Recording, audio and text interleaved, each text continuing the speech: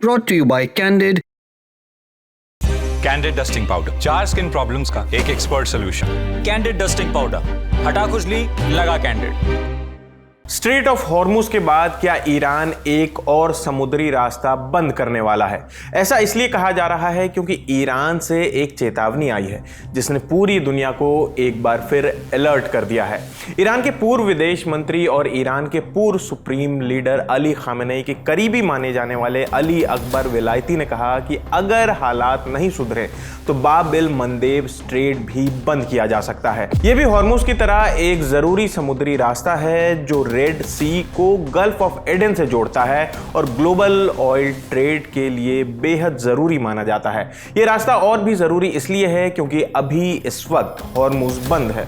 अल जजीरा के मुताबिक अली अकबर विलायती ने 5 अप्रैल को कहा कि रेजिस्टेंस फ्रंट की संयुक्त कमान बाब एल मंदेब के साथ भी वही कर सकती है जो हॉर्मुज के साथ हुआ है।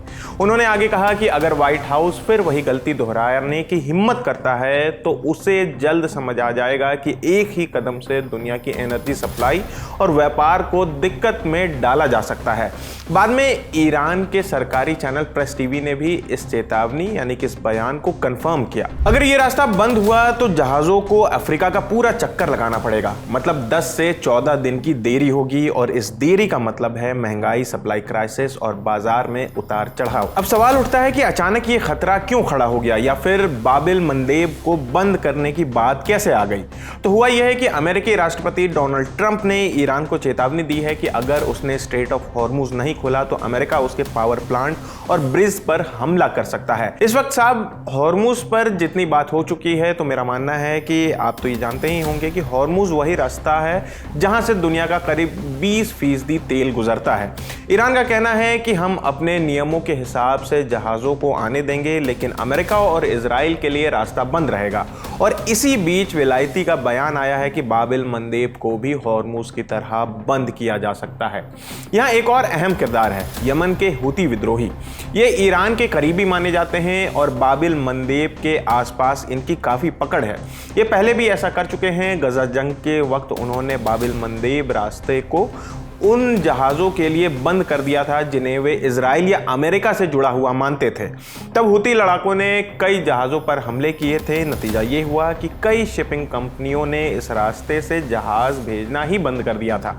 फिर मई 2025 में अमेरिका और हूतियों के बीच सीज फायर हुआ जिसके बाद बाब एल मंदेब को फिर से खोला गया।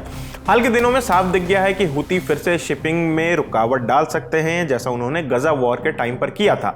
मार्च के आखिर से वो इजराइल पर मिसाइल और ड्रोन अटैक कर रहे हैं, मतलब कि अब वो इस जंग में ऑफिशियली एंट्री ले चुके हैं। लेकिन उनके टारगेट्स अभी भी यूएस कम है और इजराइल ज़्यादा है। नबील खौरी जो पूर्व अमेरिकी डिप्लोमेट हैं उन्होंने अल जजीरा को बताया है कि हूती अभी इस जंग में बस हल्का फुल्का ही एंट्री ले रहे हैं, फुल वॉर मोड में नहीं आए हैं। असली गेम तब शुरू होगा जब हूती सच में जंग में कूदेंगे। उनका सबसे बड़ा वेपन है बाब एल मंदेब को ब्लॉक करना। अगर हूती सच में इस जंग में कूदना चाहें तो उसे कुछ बड़ा करने की ज़रूरत नहीं है, बस 2-4 जहाज़ों पर हमला काफ़ी होगा, बाकी जहाज़ खुद ही रास्ते से हट जाएंगे। अब ज़रा पूरी तस्वीर समझिए। अगर हॉर्मुज और बाब एल मंदेब दोनों ही रास्ते बंद हो जाते हैं एक साथ तो दुनिया की करीब 25% तेल सप्लाई रुक सकती है।